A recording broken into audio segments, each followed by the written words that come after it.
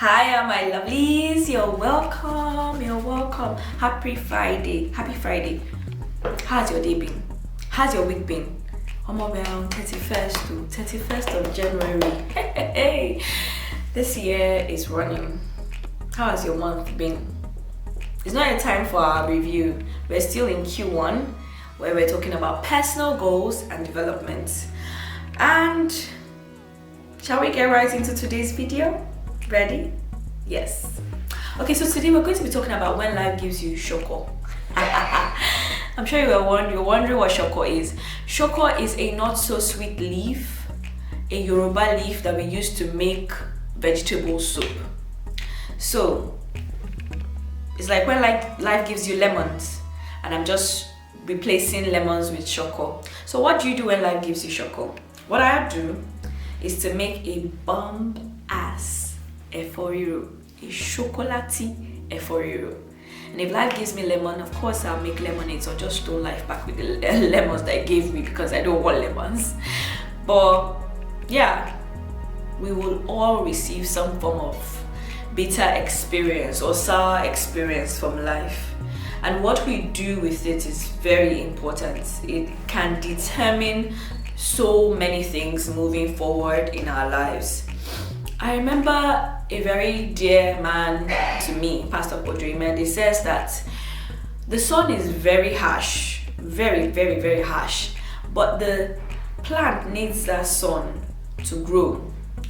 It cannot process its food, it cannot do the major things that it needs to do if life and the sun doesn't come down harshly on it that way. So life will give you curveballs, some very, very interesting, some not too good, some very nasty. But what we do with those curveballs are the things that will strengthen us for the next phases of life. Life cannot always be sweet.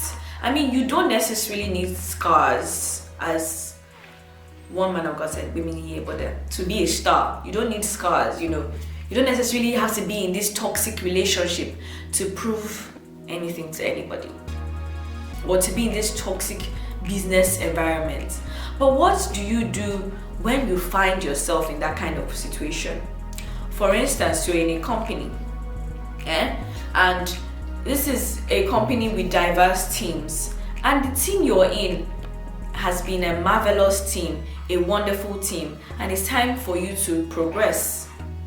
And you're sent into this new team where there are literal vampires, bloodsuckers, backbiters, bullies. What do you do? Because you didn't ask for that, but that is what has come with your progression. What do you do? Well, this one is hard, and it happened to me and my family last year. You or one of your loved ones suddenly falls ill, and it is this nasty, very nasty illness. It's not just the regular. It's going to cost you money to revive the person. If the person can't even be revived, it's going to cost you stress, time. What do you do? Please, if you're hearing children, just focus on my voice. It's that time of the evening, and then light is gone. What do you do when life gives you curved balls? Recently, a construction was started on a major street that is not too far from my home, and my husband and I were just like, what happens if somebody just invested in a business on that major street? Because there are lots of businesses on that major road, Aba Road. It's a very popular road in Port Harcourt. What happens if someone just invested a lot of money into a business, and then the whole road is now, or some part of that road is now closed where his business is? What does he do? It's a cost to think, but yes. Or you're on your way to an important meeting, and then traffic. What do you do? These are curveballs. These are some simple and some tough ones, but it happens. And what do you do when it happens? So we're going to be talking about that. if I'm going to share an experience of my own Shoko experience, it was when I moved here from Lagos. I moved here. I'm currently living in Port Harcourt, and I'm enjoying it. It's an amazing place. Please come visit us, River State. We'd love to have you. And I moved here, and what I used to do as a side hustle, I used to pay almost equivalent of my monthly salary. Side hustle that I do once or twice a month. I came here and people were charging less than 1/4 the price as their contemporaries or as I used to. And I'm like, where do I even begin? Because this is what I want to do as the main business here. Where do I start? And you're trying to navigate the market, gain new clients, and then these clients want to go to this other person that gives them really cheap service for almost the same quality, and you don't even know where to begin. What do you do in that kind of situation? That's what we're going to be talking about today. So you guys can share your own Shoko experiences with me, please. So the first thing I'll say you should do is pray. We're going right into it. Yes, the first thing I do is pray. I remember one time, you want to hear my story now? One time I was looking for employment, and I got this interview at this company. I cannot mention their name. And I went there the first day, I spent a couple of hours because they seemed so excited to have me. I was busy drawing, doing all sorts of things. Then I was given an assignment to go back home and produce a three-bedroom drawing and model and everything, and submit the next day at a particular time. I did that. And then a few other things. And after a few days, I got a call. You're not employed. It was one of the most shattering experiences because I remember it was one of the most stressful interviews I had faced. What do you do when those kind of things happened? And I had a lot of hope because it seemed like we were gelling. We were gelling, but we weren't gelling. So what do you do in that kind of situation? First thing is you pray. You pray. Tell God, I don't like what just happened. Remember when I was being bullied at work too? That someone actually said, if I don't bully you, we don't bully you. Who will bully? I'm like, huh? It's like this niceness is getting too much. I need to tone it down. But first, I take you to the throne of grace. I need to report you to the one that knows you and formed you. But yeah. That's it. You pray about whatever it is. It can be an illness, and sometimes you don't necessarily have to pray. I mean, you're stuck in traffic. The next thing you can say, God, please let the traffic move. You can pray anywhere at any time. Just pray. The second thing that I would do, depending on the situation, is to seek solution. Seek it fast. In seeking solution, I would change my perspective, Change my perspective. This thing can be solved. There's no problem in this life that cannot be solved. So I just say, this thing can be solved no matter what it is. And I change my mind and seek solution. In seeking solution, it may be venting. I can first of all vent to myself or call a friend and just rant. Oh, so happened. This happened. Thank God for good friends. It's not everybody you can vent to or tell your problems. So you have to also be careful. You have to be careful. So I vent, I rant, and do everything.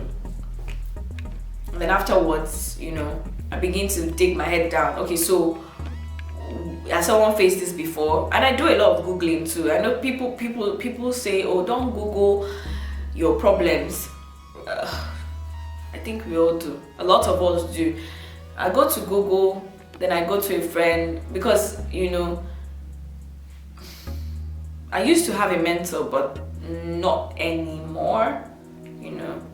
I wish I had a mentor, but in the absence of a mentor, you have people, you have books, hopefully you have enough sense to be able to sieve through data.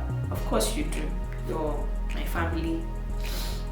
Now, the third thing that I do is these things are not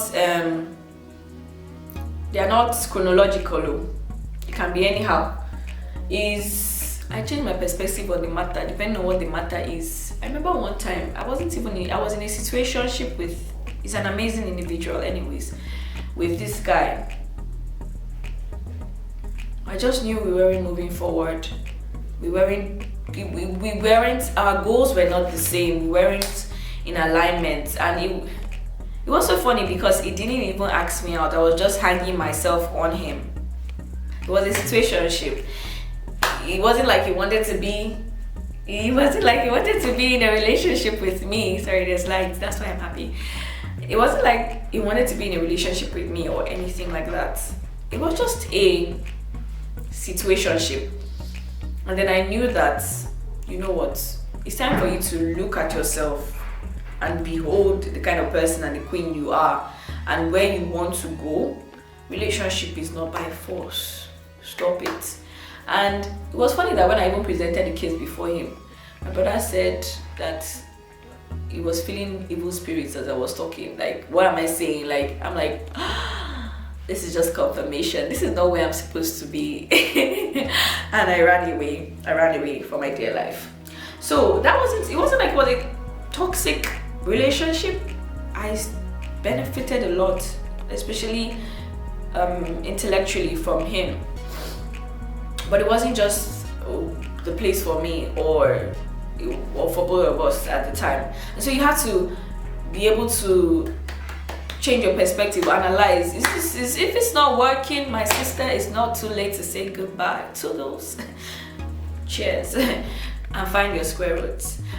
That's for relationships. Okay, so one other thing you can apply this to is you're stuck in traffic and you're supposed to be somewhere. Instead of fidgeting, why don't you use the time to do something? Read an audiobook. I used to do that. Even if it's in a bus, you're not driving yourself. You can use your phone, your pods, I don't know.